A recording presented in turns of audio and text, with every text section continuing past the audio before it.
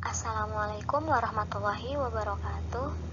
Pada kesempatan kali ini, kami ditugaskan oleh Bapak Murahim MPD selaku dosen pembimbing mata kuliah teori sastra untuk mempresentasikan materi tentang aliran sastra. Perkenalkan, kami dari kelompok 3 dengan saya sendiri, Deta Klana Pamungkas sebagai moderator, sekaligus akan membacakan pengertian aliran sastra. Kemudian dilanjutkan oleh teman saya, Deli Meisa Putri, sebagai pemateri pertama yang akan membacakan jenis aliran sastra pertama. Kemudian dilanjutkan oleh Deli Alfi Fitria sebagai pemateri kedua yang akan membacakan jenis aliran sastra kedua. Dan diakhiri oleh Budiman Hairi sebagai pemateri ketiga yang akan membacakan jenis aliran sastra ketiga beserta kesimpulan aliran sastra. Pengertian aliran sastra. Aliran sastra berasal dari kata stroming, yaitu bahasa Belanda, yang mulai muncul di Indonesia pada zaman Pujangga Baru. Kata itu bermakna keyakinan yang dianut golongan-golongan pengarang yang sepaham, ditimbulkan karena menentang paham-paham lama. Aliran sastra pada dasarnya berupaya menggambarkan prinsip atau pandangan hidup, politik, dan lain-lain yang dianut sastrawan dalam menghasilkan karya sastra. Dengan kata lain, aliran sangat erat hubungannya dengan sikap atau jiwa pengarang dan objek yang dikemukakan dalam karangannya. Pada prinsipnya, aliran sastra dibedakan menjadi 3 bagian besar, yaitu yang pertama aliran idealisme, yang kedua aliran materialisme, yang ketiga aliran eksistensialisme. 1. Aliran idealisme. Dalam dunia sastra, idealisme berarti aliran yang menggambarkan dunia yang dicita-citakan, dunia diangan-angankan, aliran dalam kesusastraan yang mengungkapkan hal-hal yang ideal. Pengarangnya penuh perasaan dan cita-cita. Mereka berpendapat sastra punya peran untuk suatu perubahan sosial ke arah yang positif. Sastra bertenden, sebutan untuk karya-karya pengarang idealis.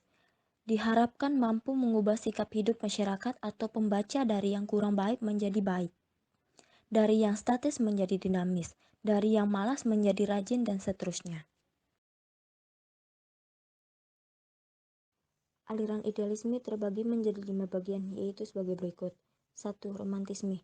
Romantisme adalah aliran sastra yang mengutamakan perasaan. Sastra romantisme ditandai dengan ciri-ciri keinginan untuk kembali ke tengah alam, kembali kepada sifat-sifat yang asli, alam yang belum bersentuhan dan terjamah tangan-tangan manusia. Istilah ini juga mencakupi ciri-ciri adanya keterpencilan, kesedihan, kemurungan, dan kegelisahan yang hebat.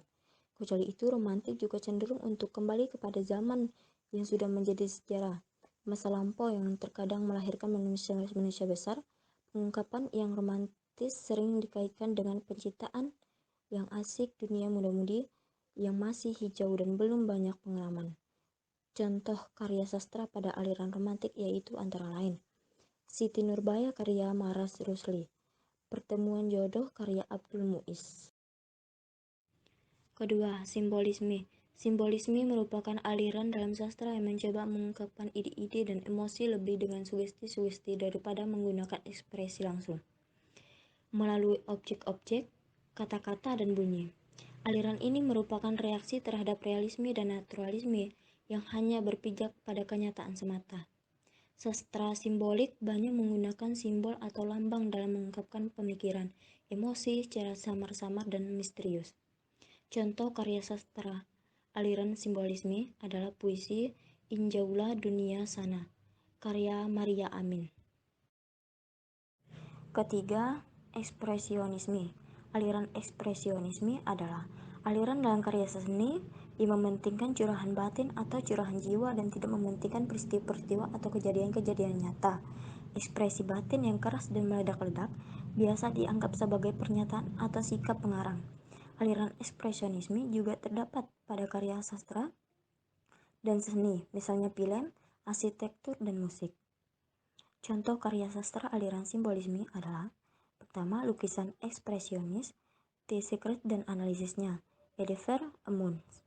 Yang kedua, lukisan ekspresionis, Marzella dan analisisnya, Ernest Lochin Kirchen. Ketiga, lukisan ekspresionis, potret diri dan analisirnya, Alfandi. Keempat, mistisme. Mistisme adalah aliran dalam kesusastraan yang mengacu pada pemikiran mistik, yaitu pemikiran yang berdasarkan kepercayaan kepada Zat Tuhan Yang Maha Esa, suatu keadaan yang merasa dekat kepada Tuhan atau merasa bersatu dengan Tuhan, dan kebenaran yang paling tinggi. Dengan kata lain, mistisme merupakan aliran yang menggambarkan tentang hubungan manusia dengan Tuhan. Contoh karya sastra aliran mistisme adalah puisi doa karya Le Conrina. 5. Surrealisme, aliran yang terlalu mengagumkan kebebasan kreatif dan berimajinasi sehingga hasil yang dicapai menjadi anti logika dan anti realitas. Bisa jadi apa yang terungkap itu pada mulanya berangkat dari kenyataan sekitar, tetapi karena desain imajinasinya itu sudah demikian syarat, kuat dan jauh, ia terasa ekstrim dan radikal, ada semacam keadaan trans, atau hanyut atau kesirupan. Di sana, sesuatu yang tidak kita temukan dalam realisme atau naturalisme. Contoh karya sastra pada aliran surrealisme adalah 1. Siara karya Iwan Simatupang. Kedua, Radio Masyarakat karya Rusihan Anwar. Baik, saya akan melanjutkan materi yang sudah disampaikan sebelumnya. 2. Aliran materialisme. Materialisme berasal dari kata materi dan isme. Materi artinya bahan atau sesuatu yang tampak. Aliran materialisme berisikan ajaran tentang kebendaan yang merupakan sumber dari segalanya. Aliran materialisme suatu aliran filsafat yang mengakui keadaan dengan kebendaan, di mana benda merupakan sumber segalanya. Sedangkan materialistis adalah sesuatu yang mementingkan kebendaan menurut materialisme. Aliran materialisme dibagi menjadi 4 bagian, yaitu sebagai berikut. Yang pertama, realisme. Aliran ini mengutamakan realitas kehidupan. Apa yang diungkapkan para pengarang realis adalah hal-hal yang nyata yang pernah terjadi, bukan imajinatif belaka. Biografi, autobiografi, album kisah nyata, roman sejarah bisa kita masukkan ke sini. Sastra realis juga berbeda dengan berita surat kabar atau laporan kejadian, karena ia tidak semata-mata realistik. Sebagai karya sastra, ia pun dihidupkan oleh pijar imajinasi dan plastis bahasa yang memikat. Contoh karya sastra alien realisme adalah yang satu, Novel pada sebuah kapal karya N.H. Dini. Yang kedua, Kota Harmoni karya Idrus. Yang kedua, naturalisme. Naturalisme adalah aliran yang mementingkan pengungkapan secara terus terang, tanpa mempedulikan baik buruk dan akibat negatif. Pengarang naturalis dengan tenangnya menulis tentang skandal para penguasa atau siapapun, dengan bahasa yang bebas dan tajam. Pornografi karya mereka jatuh menjadi picisan, bukan tabu bagi mereka. Biasanya, hal ini benar-benar mereka sadari, bahkan mereka pun sempat membanggakan naturalisme ini sebagai gaya mereka. Contoh karya sastra pada aliran naturalisme adalah yang pertama, Belenggu karya Armin Pani.